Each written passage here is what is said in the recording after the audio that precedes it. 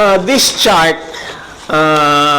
came out about 2 weeks ago, and The Economist ranks the Philippines number 6 out of 66. So we are in the top 10% in the world in economic resiliency. So we are also the best in Southeast Asia in terms of financial strength. The assessment shows that the country continues to enjoy the confidence of the international community, which go a long way in boosting our recovery efforts. The President's conservative economic policies and pursuit of economic reform, such as tax reform, have kept the country's financial position strong because we have strengthened our revenue flows from trade, followed by the sin tax adjustments. We have been able to slowly bring down our debt to 39.6% of GDP. This used to be 70%, so we are less than 40% already. This approach of saving for rainy day has given us ample fiscal space to borrow money for programs to defeat the COVID-19 and revive the economy. We achieved the credit rating of BBB+, the highest in our country's history, which signals that the world thinks that we are very worthy borrower. The credibility allows us to borrow more cheaply and from a broader range of sources. Rice tariffication has also continued to keep inflation low and stable. Inflation in April further eased to 2.2%, well within the low end of our target of 2 to 4%. We have to do many things in order to revive the economy, and I would like to propose the following priorities. Number one, after we are confident that we are in control of the death rate and infection, we should restart and accelerate the Build program subject to compliance of minimum health standards. The infrastructure remains to be the best driver of economic growth because it has the best multiplier effects in terms of employment and shared prosperity. We should also hire contact tracers in mass to boost our efforts to stop transmission and defeat COVID-19 while providing jobs. You know, we lost about 1.2, 1.5 million jobs. They're temporarily lost, but, you know, if we hire these guys to do contact tracing, which we are having a very hard time, right, doing the contact tracing, I think we can provide good jobs to people because sometimes it takes one contact tracer one whole day to do contact tracing for one case. So we need to hire enough contact tracers to match the numbers we expect that will come with more testing. To attract investors who want to relocate from other countries and in search of resilient, high-growth potential economies like the Philippines, this will involve the urgent passage of CITIRA or Package 2 of the Comprehensive Tax Reform Program, which we now propose to include flexible tax and non-tax incentives so we can target specific companies that we want to invest here. The bill has been with the Senate for a few months.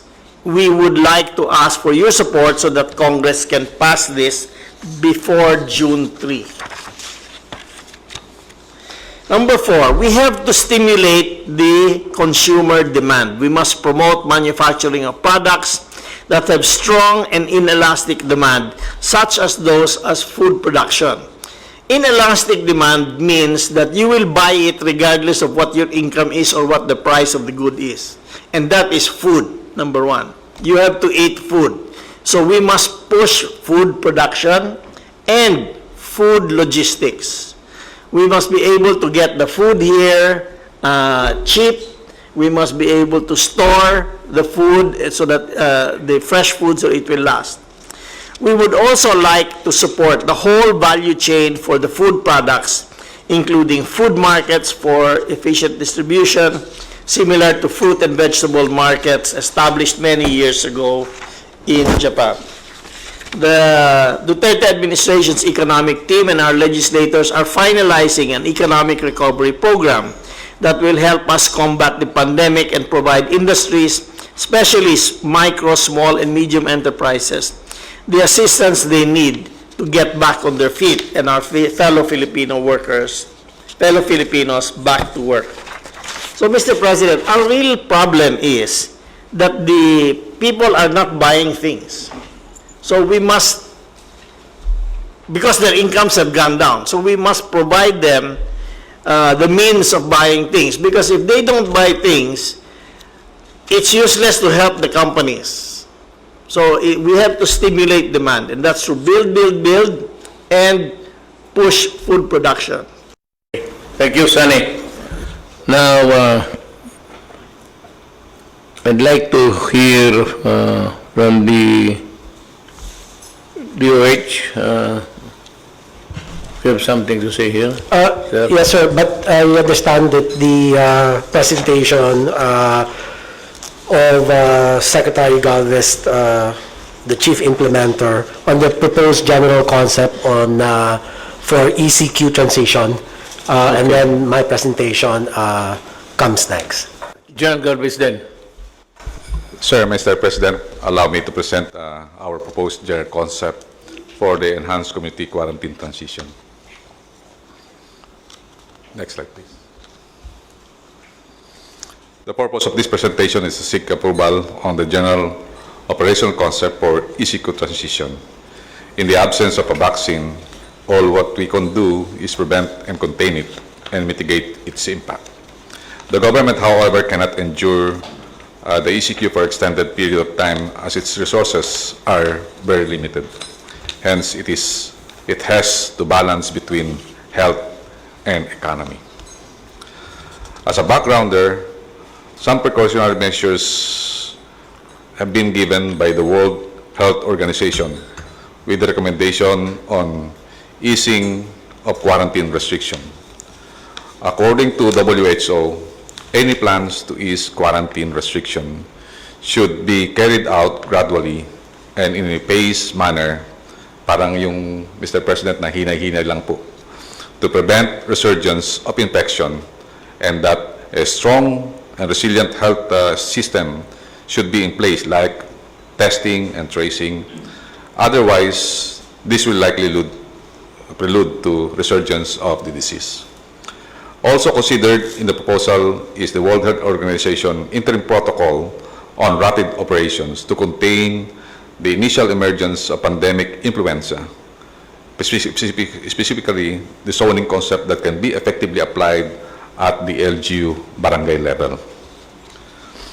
As shown also is our updated National Action Plan operational framework to prevent and contain the COVID-19 virus. Our plan is COVID carrier-centric, meaning to contain the virus, we have to focus our intervention on the carriers. Our revised operational framework added the prevention prior to the detection phase and the adoption of the end-to-end T3 management system for COVID-19 carriers, which mean test, trace, and treat. With the prevailing situation, the following were the key consideration. Next slide, please. In coming up with the general operational concept for ECQ transition. Number one, how the concept can work within the bounds of the current IITF guidelines. Number two, how can we implement the DOH strategy that is national government enabled, local government led, and people-centered COVID-19 response. Number three, how can we protect the economic corridors and zones?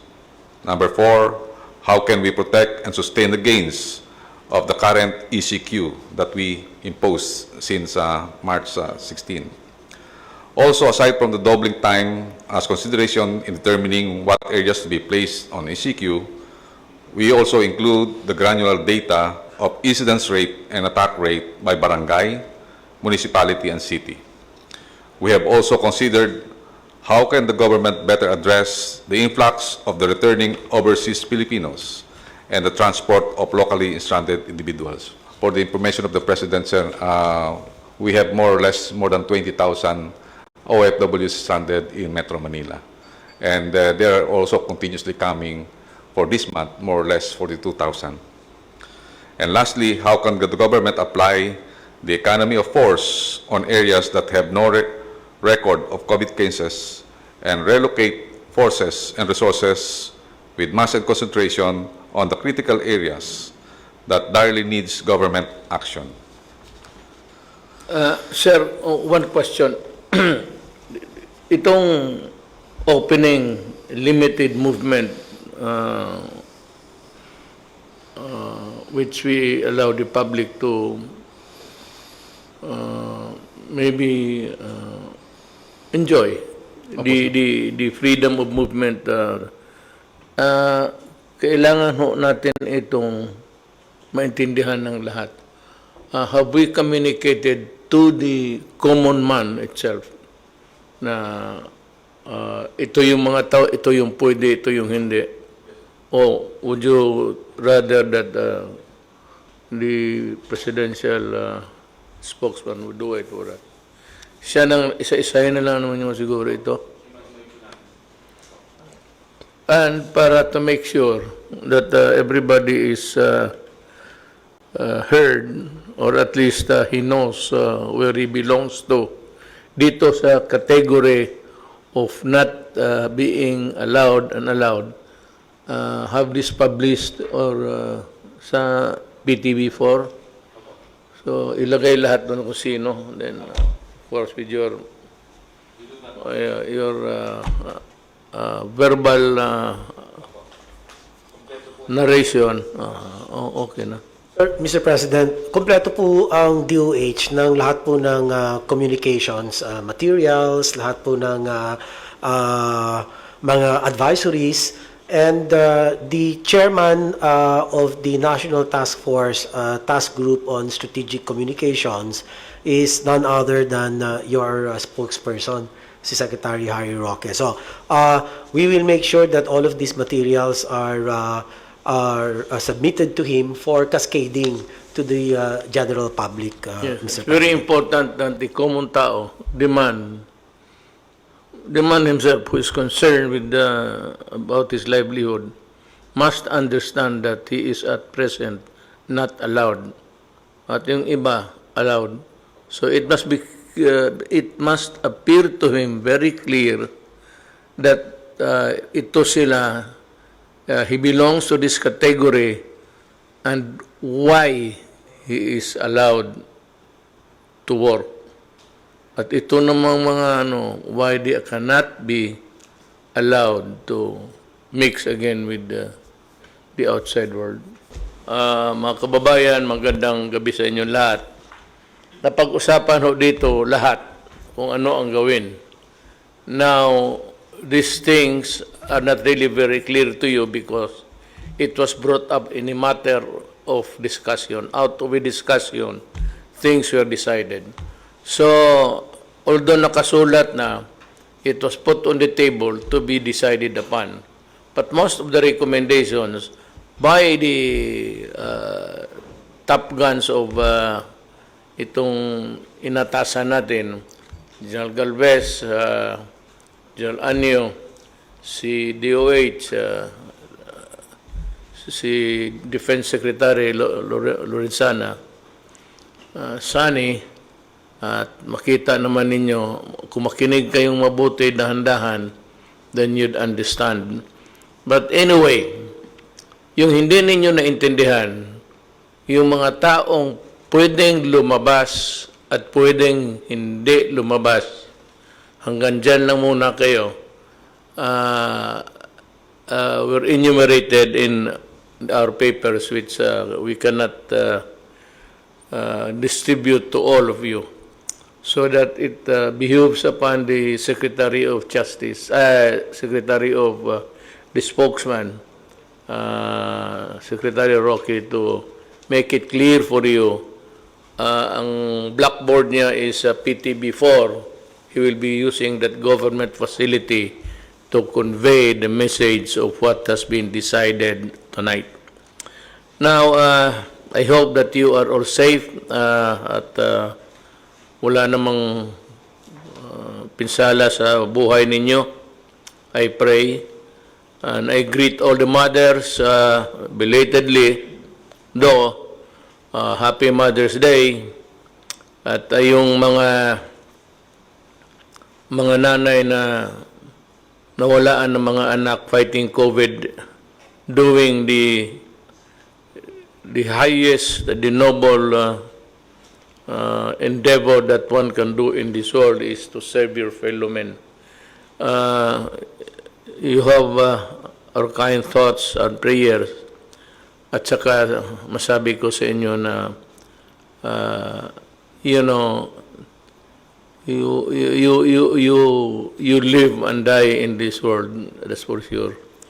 But to have been given the chance to serve your fellow men before going to the universal sky is something which you should be proud of. Lahat naman namamatay. Pero kung ginawa nila, it's something, yun ang bao nila sa kanilang universal identity, that they did something for their fellow men. Anyway, also I remember my mother, Soledad. She was a very good mother to me. Look what happened. Naging presidente tuloy ako. Nawala yung disiplina niya sa akin. My God, kung paluhurin ako noon sa altar.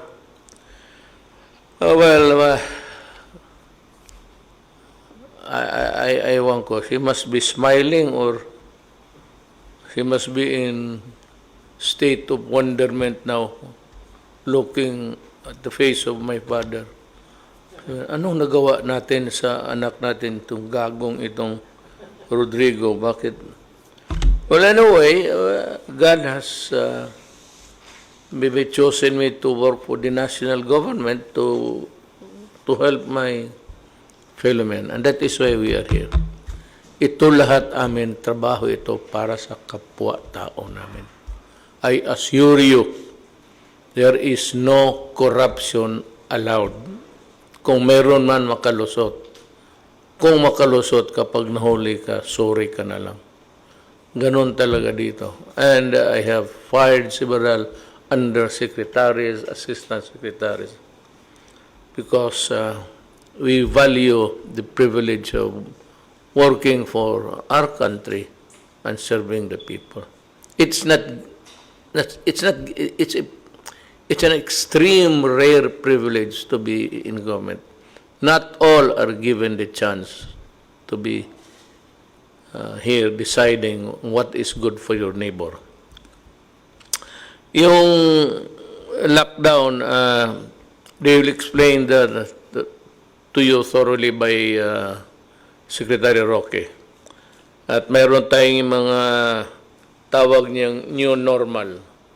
Ganito for those who would be allowed to go out and work, and for those na hindi pa talaga pwede, remember na itong the easing up of the restrictions, hindi yan sabihin na wala na ang COVID.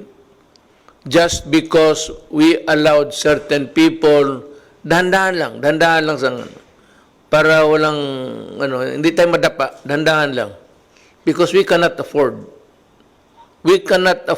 a second or third wave na mangyari. Ito yung mabagong mahawa na naman at rarami na naman dahil nga sa mayroon tayong rules na hindi sinunod. So, kindly, one is that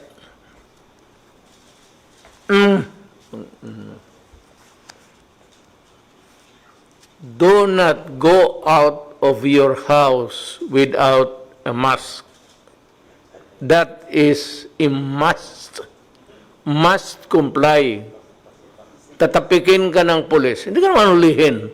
Pero makakaya sabihin sa'yo, tumabi ka muna. Wala kang mask. Where's your mask? Kung wala kang mask, you endanger na ipapasubo mo yung kaharap mo. Hindi ikaw. Kung gusto mo mamatay, okay lang. Pero yung kaharap mo, hindi pa niya panahon. Tapos mamatay lang sa just because you do not want to comply. Kaya ako nag-comply ngayon lang. Kasi then the social distancing. Ito yung new life. Until such time na meron ng vaccine. Meron mga medisina but not vaccine. So, ganun yun. Sundin lang ninyo yan, importante masyado. Whether you are really allowed to go out or not, if you are out, wear a mask. It is a must also.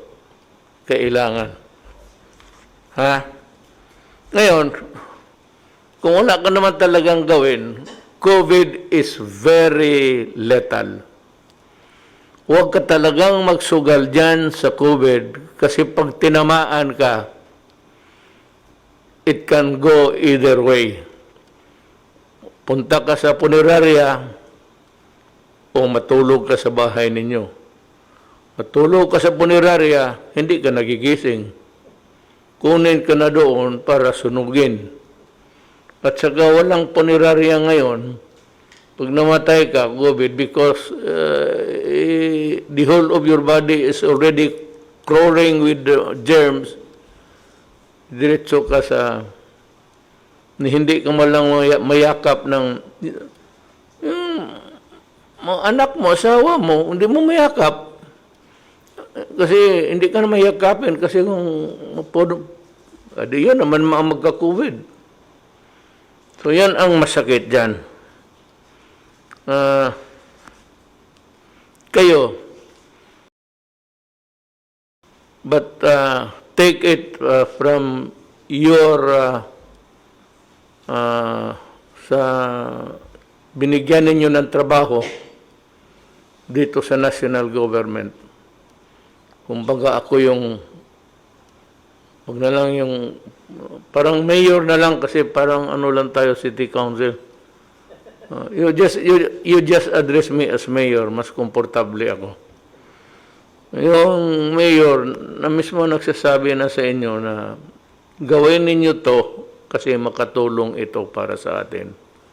Huwag mong gawin yan kasi haharutin mo ang mga kapwa mo tao na hindi pa nila panahon.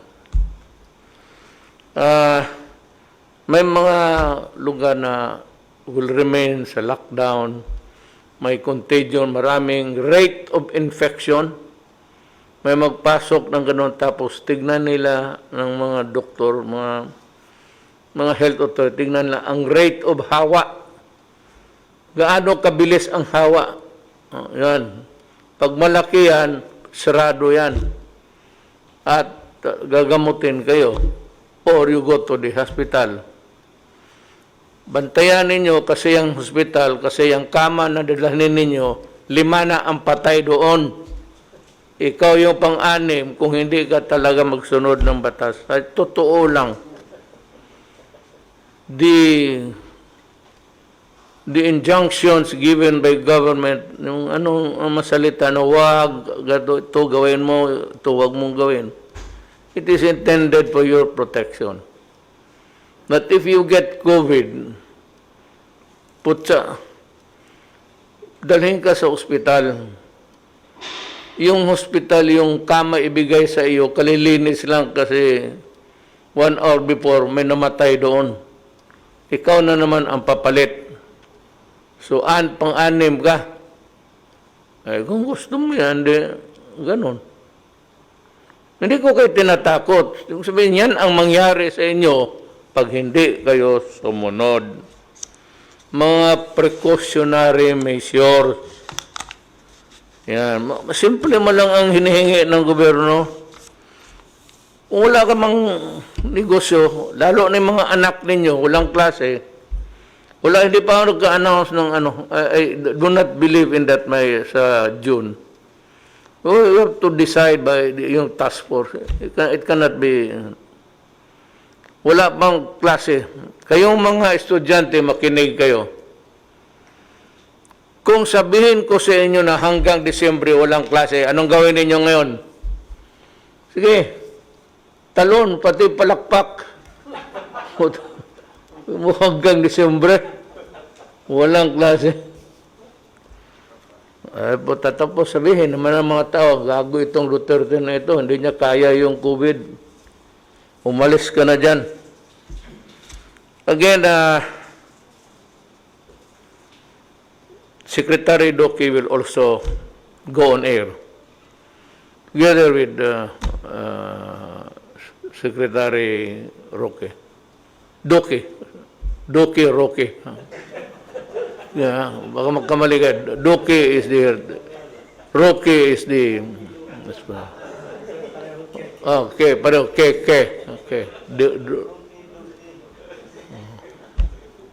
Kasi kung alam mo bakit ganun sila? Kasi lahat ng mga tanong mga mga bright yan. Yan talaga ang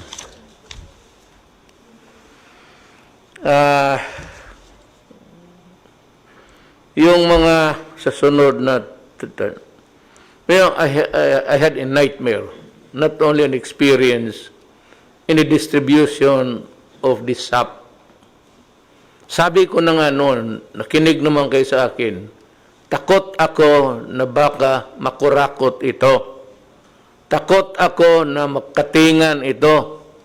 Kasi ayoko na naman basta ganon. Sabi ko, baka. Nangyari nga. Kita mo? Di ba sinabi ko sa inyo? Ngayon, para talaga walang, I will ask General Bautista to use solely ang kanilang full charge sa DSWD. Alam ko walang tao.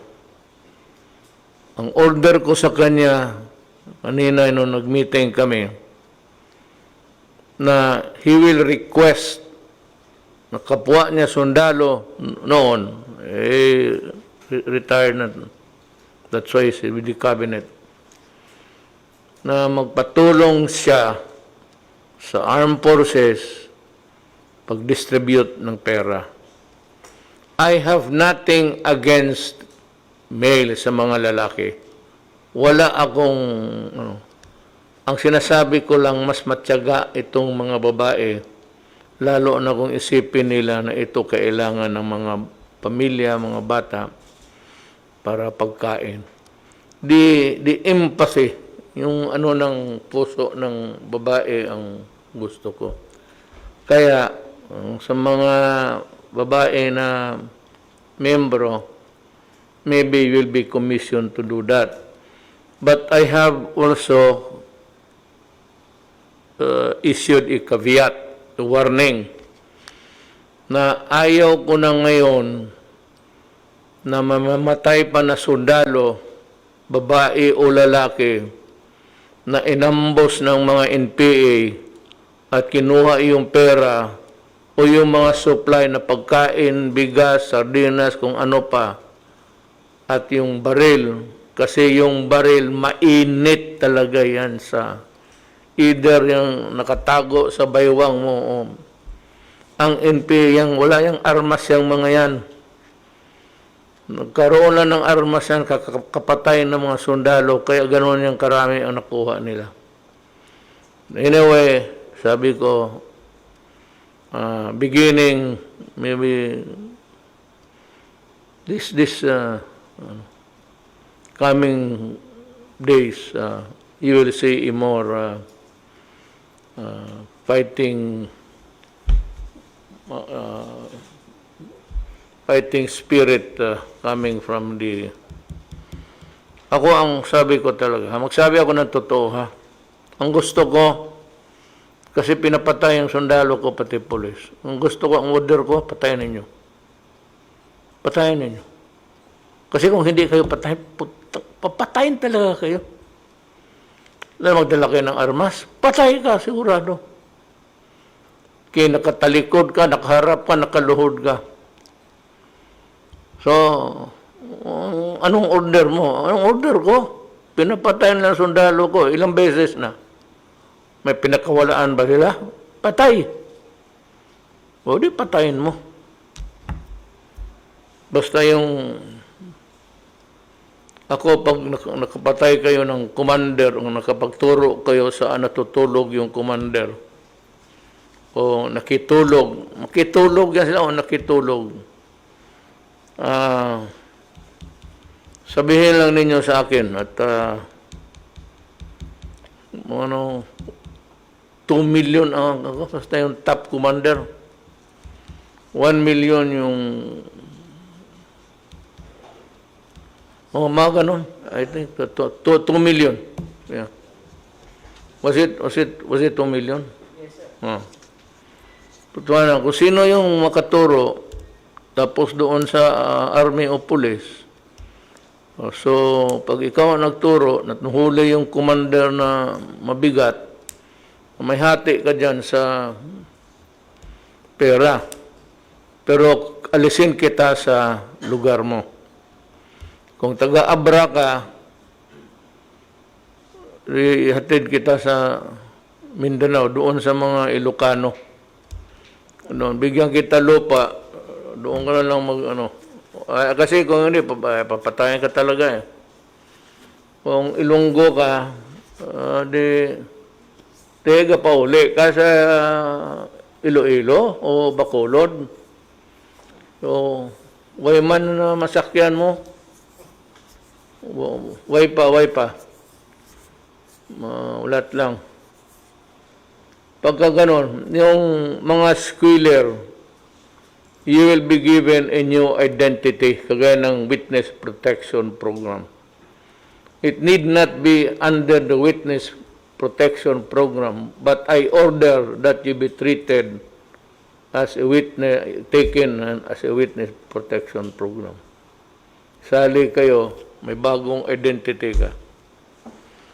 Yun, at may kung sabihin mo doon sa mga pulis pati, o kasali man ako dito, sabi ni Mayor, ang akin dyan is 500, baong ko daw kasi i-relocate ko yung pamilya ko.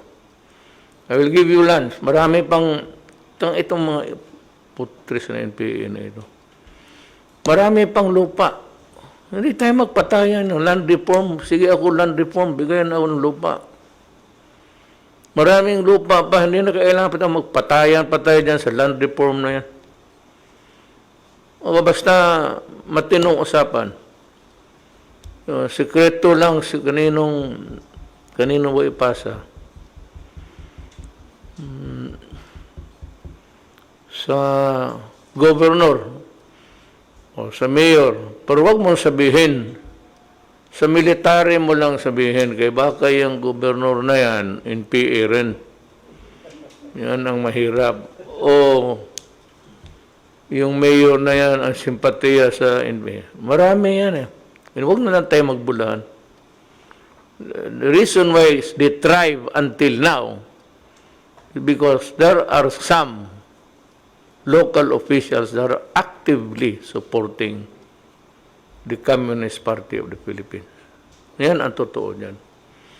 Sabihin mo lang na pag nalaman ko, di mga DILG yan, director, DILG yan, so kay General Anyo, o sa DSWD, kay General Bautista, o kay Secretary Roque, baski sino ang basta sa kabinet, o sino taga-gobyerno, sabihin mo lang. Kung malaki mo, sabihin mo, malaki ito, sir. O di, dalhin nyo sa akin. Kay Bong. Ito magprangka ako ha, nung mayor ako. Kasi alam ito ng mga sundalo. Kaya ang mga sundalo noon nagdududa sa akin nung mayor ako. Ano ba ang laro ni Duterte?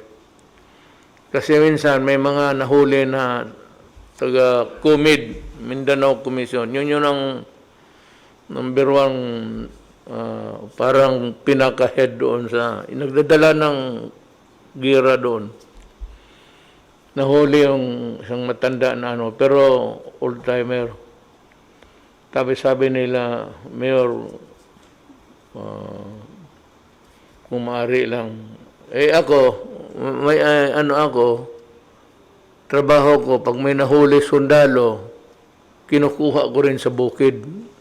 Pupunta lang ako sa bukid. General Anyo, hindi kami kilala yan. Si Delphin, noon. Pupunta lang ako po, nagkikipag-usap ako ng NPA. So, yung lahat na sundalo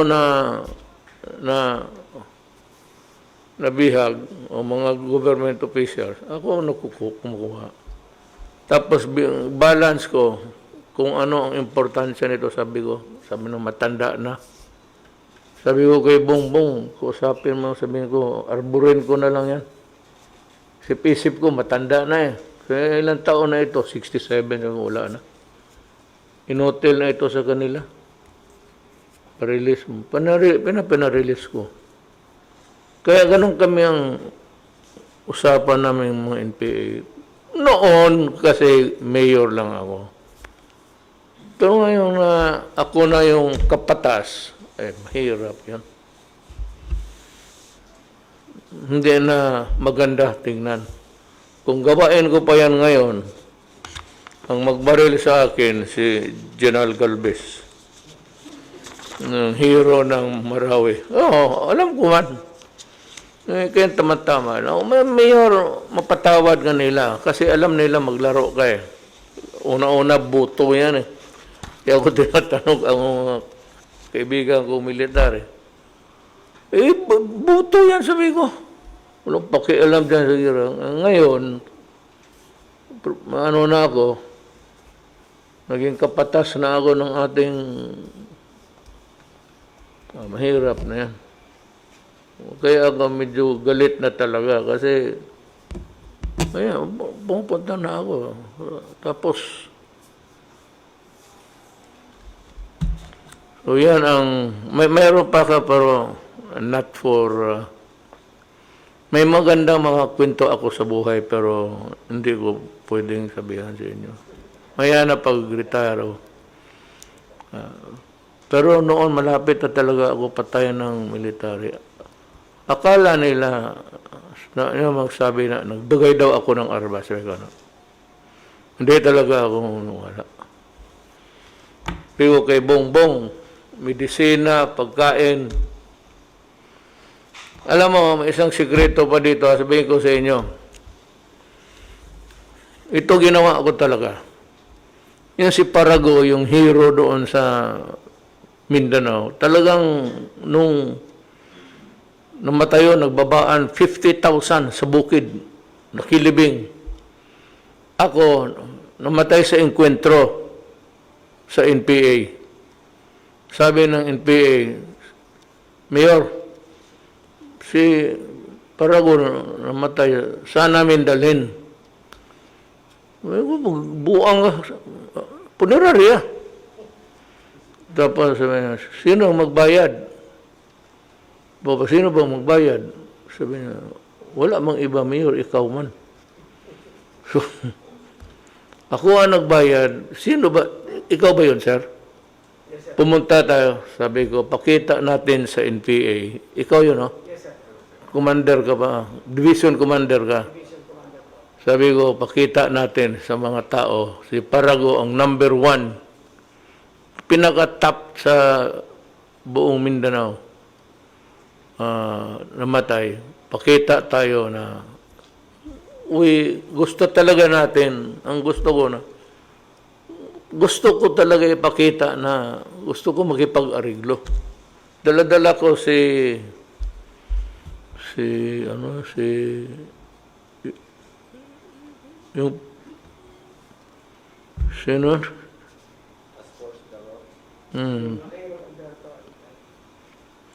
Si Si Maki. Alberto, pati si John, sabi ko, sumama kayo sa amin. Medyo na ano pa sila, ha? Pero hindi. Regluhin lang na dito, tugiran ito, magkaubusan tayo.